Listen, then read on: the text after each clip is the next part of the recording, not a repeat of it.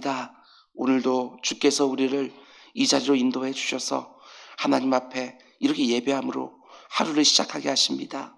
주님, 오늘 하루도 주님께 온전히 이끌리는 한 날 될 수 있도록 주님 인도하여 주시옵소서.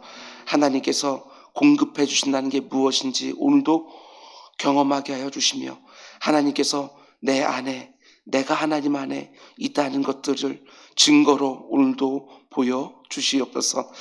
오늘 특별히 우리 교회에서 노회에 속한 우리 목사님들 모시고 정기 원례회가 있습니다. 주님, 힘들게 버겁게 목회하고 계시는 우리 주의 종들 한 분 한 분 잘 섬기는 교회가 될 수 있도록 주님 인도하여 주시옵소서.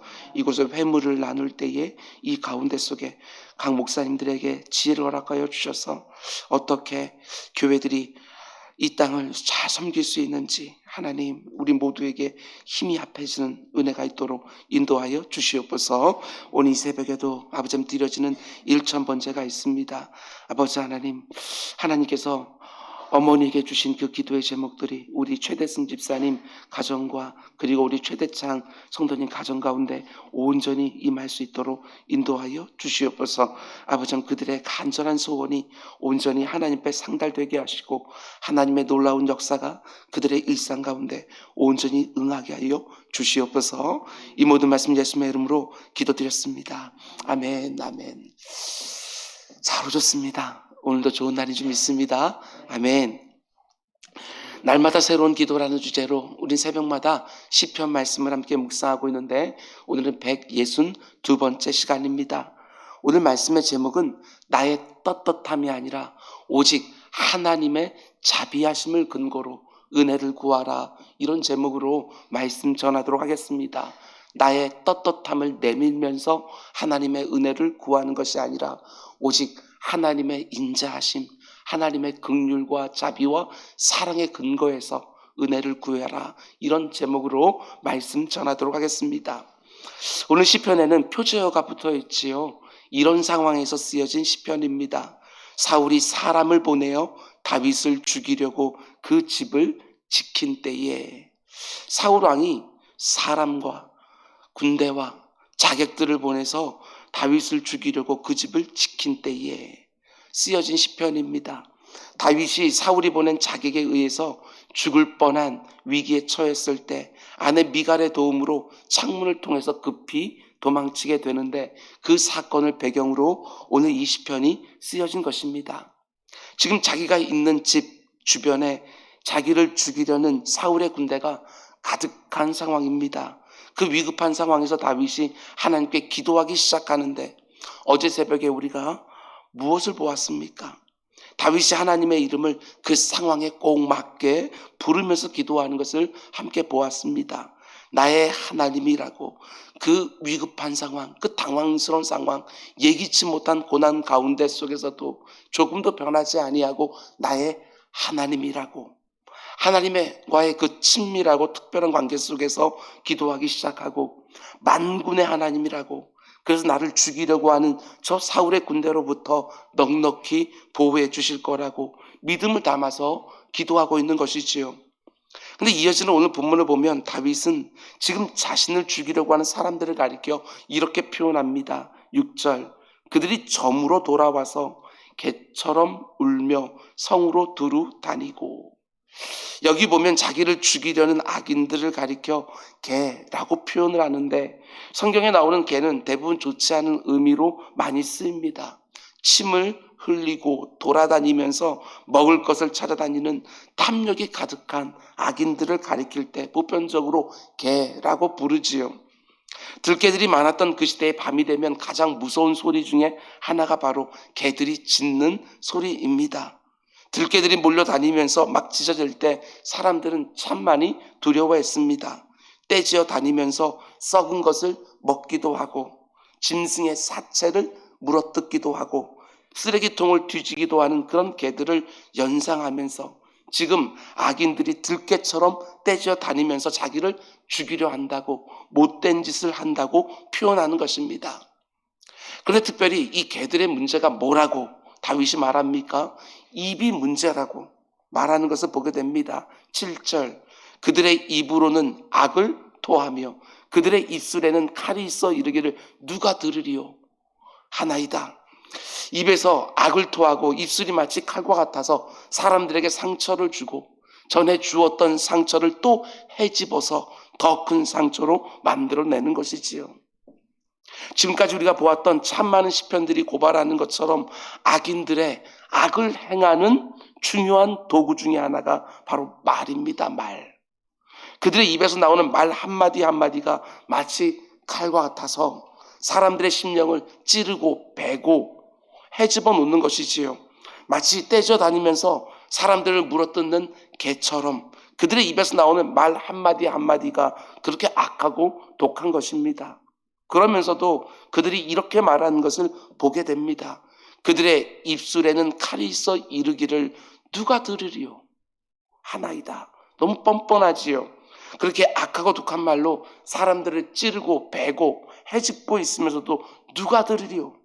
내가 저 사람에게 한 말을 누가 알겠냐고 정말 아무렇지도 않게 생각을 하는 것입니다.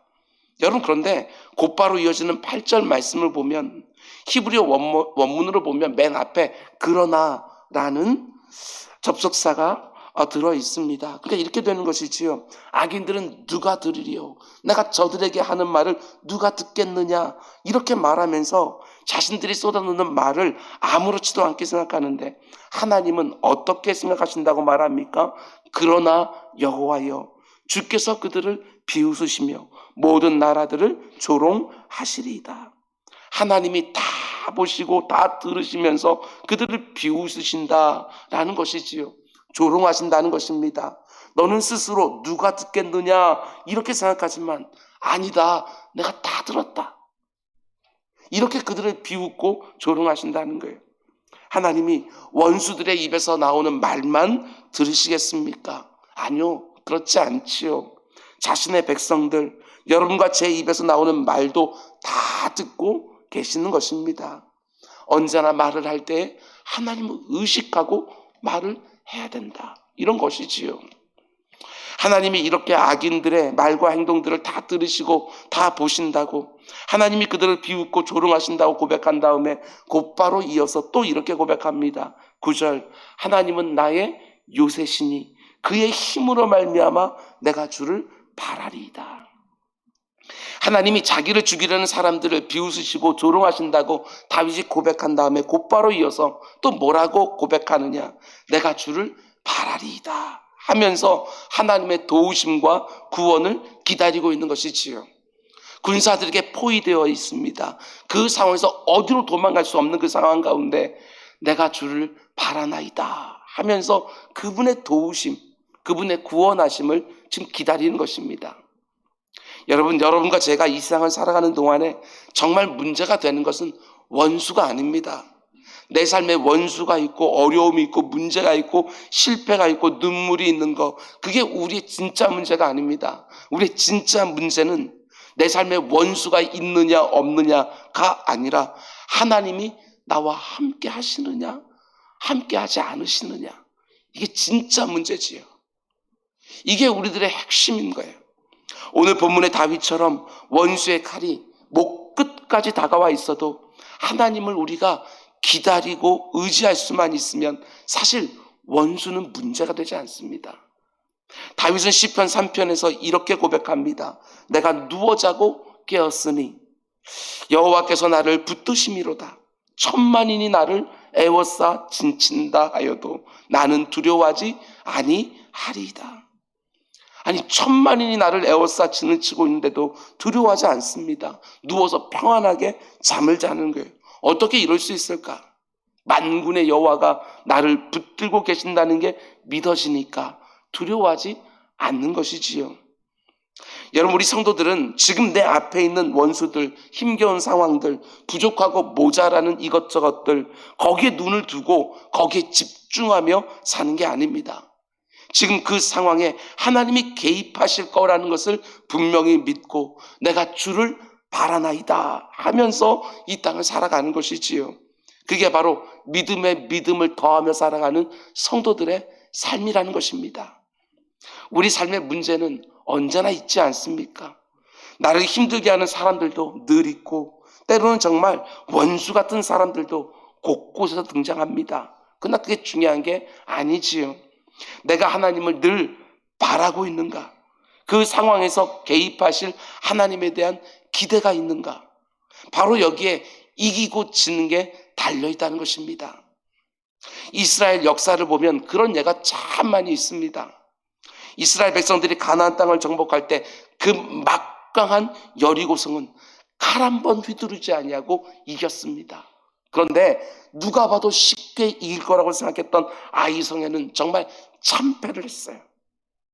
물론 아간이라는 사람이 여리고성에서 그 어떤 전리품도 취하지 말라는 하나님의 명령을 어기고 옷과 금과 은을 숨겼기 때문에 곧바로 이어진 아이성 전투에서 패배했다, 이렇게 볼 수 있지만 그것보다도 더 우선하여 이스라엘 백성들이 그 강력한 여리고성이 무너지는 것을 보고 아이성 정도는 하나님의 개입이 없어도 얼마든지 이길 수 있다고 생각을 한 것입니다. 아닙니다. 그렇지 않습니다. 성이 크냐 적으냐, 원수가 강하냐 약하냐, 상황이 심각하냐 대수롭지 않느냐, 이런 것들로 이기고 지는 게 성도의 싸움이 아닙니다. 만약에 그런 것들이 중요하다면 여리고성에서는 좀 고전하다가 이기고 아이성에서는 쉽게 이겨야 맞는 것인데 하나님은 전혀 다른 싸움의 양상을 우리에게 보여주는 것입니다. 성도의 삶에 있는 문제는 그렇게 대하는 것이 아니지요. 성도의 삶에 있는 모든 문제들을 보시고 들으시는, 아시는 하나님을 내가 의지하느냐 의지하지 않느냐, 만군의 여호와 하나님의 개입하심을 내가 기다리느냐 기다리지 않느냐, 이게 결정적인 요인이지, 지금 내 앞에 있는 문제가 여리고성인지 아이성인지 그건 중요하지 않습니다. 하나님을 의지하면 여리고성이라도 쉽게 이기는 것이고 하나님을 의지하지 않으면 아무리 작은 아이성이라도 이길 수가 없습니다. 오늘 다윗이 보여주는 것처럼 여러분과 저에게도 이 고백과 이 기대가 있기를 원합니다. 하나님은 나의 요새시니 그의 힘으로 말미암아 내가 주를 바라리이다. 우리가 찬양으로 고백하는 것처럼 주님과 함께하는 이 고요한 시간, 주님의 보좌 앞에 내 마음을 쏟는다고, 모든 것 아시는 주님께 감출 것 없다고, 내 마음과 정성을 다해 주 바란다고, 이러면서 우리는 이 땅을 살아가는 것입니다. 일리노이주 휘튼 대학에서 신학을 가르쳤던 샘 스톰스라는 목사님이 계시는데 올해 책을 한 권 내셨습니다. One Thing이라는 제목의 책이에요. 한 가지, 오직 한 가지. 성도들이 이 땅을 살아가면서 정말 신경 써야 될 것은 오직 한 가지, 하나님을 영화롭게 하고 그분을 찬양하는 거, 오직 한 가지. 그거 붙들고 사는 거다. 모든 형편 가운데 속에서도 어떻게 하나님을 영화롭게 하고 그분에게 찬송을 들려드릴 수 있지, 그거 하나만 생각하고 살면 성도의 삶은 아주 간단하다, 이렇게 말하지요. 그 책 가운데 속에 샘 스톤스 목사님은 이렇게 말합니다.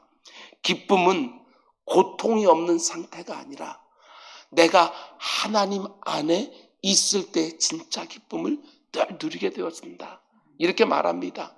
다시 한번 말씀드립니다. 기쁨은 고통이 없는 상태가 아니라 하나님의 임재를 경험하고 있을 때 우리에게 주어지는 것이다, 이렇게 말하는 것이지요.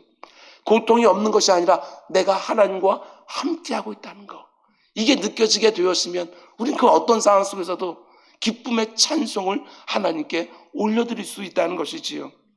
내가 주 안에, 주가 내 안에 계시는데 우리가 무엇을 염려하겠습니까?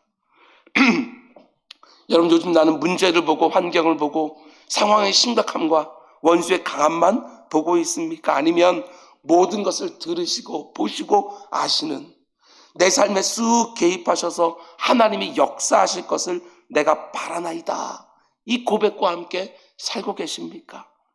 하나님의 도우심과 구원을 간절히 원하고 바라고 기도하면서 그분의 개입하심을 기다리는 것, 그게 바로 여러분과 제가 이 땅을 살아가면서 문제를 다루어내는 가장 중요한 방식이지요. 오늘 새벽에 하나님이 나의 요새가 되신다고, 나의 힘이 되신다고 믿음으로 고백하면서 오늘 하루 온종일 내 삶의 자리에서 그분이 어떻게 개입하시는지 눈을 크게 뜨고 원하고 바라고 기도하면서 기다리는 한 날이 또 될 수 있기를 주님의 이름으로 축원을 드립니다. 아멘. 그럼 이제 마지막으로 다윗이 그렇게 하나님의 개입하심을 기다리기 시작하니까 다윗의 마음은 벌써 문제의 대부분을 이겨내기 시작하는 것을 보게 되었습니다. 우리 시편에서 굉장히 많이 보지 않았습니까? 문제는 여전한데 기도의 자리에서부터 벌써 이겨내고 있는 것이지요. 사울이 보낸 자객과 군대가 사방에 매복해서 자기를 죽이려 하는 것을 보고 너무나 다급하게 기도의 자리로 들어갔는데 하나님이 나의 요새가 되신다고, 나의 힘이 되신다고, 내가 하나님만 바라보겠다고 마음을 딱 정하고 기도하니까, 하나님의 개입하심을 기다리기 시작하니까 다윗의 마음이 두려움에서 이제 기대로 바뀌고 있어요. 두려움에서 기대로 바뀌고 있는 거예요. 굉장히 중요한 부분입니다. 그래서 어떻게 기도합니까? 10절, 나의 하나님이 그의 인자하심으로 나를 영접하시며 하나님이 나의 원수가 보응받는 것을 내가 보게 하시리이다. 이미 문제가 극복되고 있습니다. 그래서 이렇게 고백하는 거예요. 나의 하나님이 그의 인자하심으로 나를 영접해 주실 것을 내가 믿습니다. 여기서 영접한다라는 말은 히브리어로 직역하게 되었으면 나의 앞에 서신다, 이런 말이에요. 나의 앞에 서신다. 이제 사방을 매복하고 있는, 활시위를 자신의 심장을 향하여 겨누고 있는 그 군사들을 뚫고 피해야 되는데 다윗의 마음 가운데 속에 어떤 확신이 있어요? 하나님이 내 앞서서 이 상황을 뚫어주시리라. 이 믿음이 생기고 있는 거예요. 원수가 지금 사방에서 나를 죽이려고 매복하고 있는데 하나님이 내 앞에 딱 서주신다. 그게 믿어지니까 마음에서 두려움이 사라지기 시작하는 거예요. 여러분, 그런데 여기서 저는 이 표현이 눈에 들어왔습니다. 하나님이 나를 영접해 주실 거라고, 내 앞에 서 주실 거라고 믿음으로 고백하는데 무엇으로 그렇게 해주신다고 고백합니까? 그의 인자하심으로. 이게 눈에 들어오는 거예요. 왜 이 표현이 눈에 들어왔느냐? 여러분 잘 보시기 바랍니다. 이런 표현 하나하나도 딱 붙잡아 놓고 묵상하기 시작하면 정말 많은 은혜가 있어요. 여러분 어제 새벽에 본 것처럼 다윗은 이렇게 자신의 무죄함을 토로했습니다. 죄를 가리키는 세 가지 표현이 오늘 본문 바로 앞에 나온다고 말씀을 드렸습니다. 죄와 잘못과 허물, 그치요? 하나님, 나는 저들에게 적어도 이 문제에서만큼은 어떤 잘못도 하지 않았습니다. 어떤 죄도 짓지 않았습니다. 그 어떤 허물도 없습니다. 여러분, 그런데 자신의 그런 무죄함 때문에 하나님이 자신을 영접해 주시고 앞서 주신다고 고백하는 것이 아니라 무엇으로? 그의 인자하심으로. 이게 핵심인 거예요. 내가 그 어떤 잘못도 안 하고 죄도 안 짓고 허물이 없어야 하나님이 나를 영접해 주시고 내 앞에 서 주시는 것이 아니라는 것입니다. 내가 떳떳해야 하나님이 나를 도와주시는 게 아니라는 것이지요. 제가 늘 말씀드리는 것처럼 하나님 앞에 떳떳한 사람이 어디 있어요? 다 부끄럽고 다 걸리는 것 투성이지. 다윗은 이렇게 고백하지 않았습니다. 하나님이 내가 그들에게 그 어떤 잘못도 안 하고 죄도 안 짓고 허물도 없다는 걸 잘 아시기 때문에 나를 구원해 주시리라, 이렇게 말하지 않았어요. 그 대신에 하나님이 자신의 인자하심으로 나를 구원해 주시리라, 이렇게 고백하는 거예요. 여기서 인자라는 단어는 우리가 잘 아는 것처럼 구약에서 가장 핵심적인 주제 중에 하나인 헤세드라는 단어지요. 헤세드가 뭐라고 말씀드렸습니까? 하나님의 변함이 없는 신실하신 사랑, 끝까지 책임져 주시는 사랑, 절대로 실패하거나 바뀌거나 변할 수 없는 하나님의 신실한 성품, 그게 바로 헤세드지요. 그러니까 다윗이 지금 하나님이 나를 원수들로부터 보호해 주시고 구원해 주실 거라고 무엇을 근거로 해서 믿고 있습니까? 자신의 무죄함 때문이 아니라 오직 하나님의 인자하심을 근거로 믿고 있는 거예요. 이게 굉장히 중요해요. 여러분, 내 삶에 이런저런 문제들이 생기고 원수들의 공격을 받을 때에 내가 그 상황에 대해서 그 어떤 잘못도 없고 죄도 없고 허물이 없으면 얼마든지 떳떳할 수 있겠지만, 그렇다고 해서 그것 때문에 내가 자유롭게 되고 평안해지는 것이 아닙니다. 처음부터 끝까지 하나님의 은혜밖에는 없는 거예요. 그분의 자비와 긍휼과 사랑, 변함없는 진실한 사랑만이 나를 보호해주고 지켜주는 거예요. 잘 들으셔야 됩니다. 하나님이 나를 구원해 주신다고 하는, 하나님이 내 기도에 응답해 주신다고 하는 그 믿음의 근거는 내가 어떻게 살고 있고 내가 어떤 상태에 있느냐가 아닙니다. 늘 그렇게 생각하니까 하나님이 이런 내 기도를 들어주시겠나? 내가 이렇게 바르게 살지 못하고 있는데 하나님이 내 기도를 들으시겠나? 라고 하면서 기도조차 못하는 게 아니에요. 그렇지 않습니다. 회개도 마찬가지 아닙니까? 내가 잘못하고 죄를 짓고 허물이 있을 때 하나님 앞에 다 진실되게 다 토설하면서 죄 용서를 구해야 되지만, 내가 내 죄를 다 시인하고 죄 용서를 구했다고 해서 하나님이 용서해 주는 것이 아니라는 것입니다. 내가 회개하는 것이 근거가 되어서 하나님이 나를 용서해 주는 것이 아니라 오직 그분의 인자하심 때문에 내 회개가 받아들여지는 거예요. 생각해 보세요. 내가 아무리 진실되게 회개했다고 해도 하나님이 인자하신 분이 아니라면, 하나님의 은혜와 자비로 나를 대해주지 않으신다면, 정말 엄의한 분이시고 아무리 내가 잘못한 걸 토설해도 절대로 바늘 하나 안 들어가는 분이라고 한다면 그 회개가 어떻게 받아지겠어요?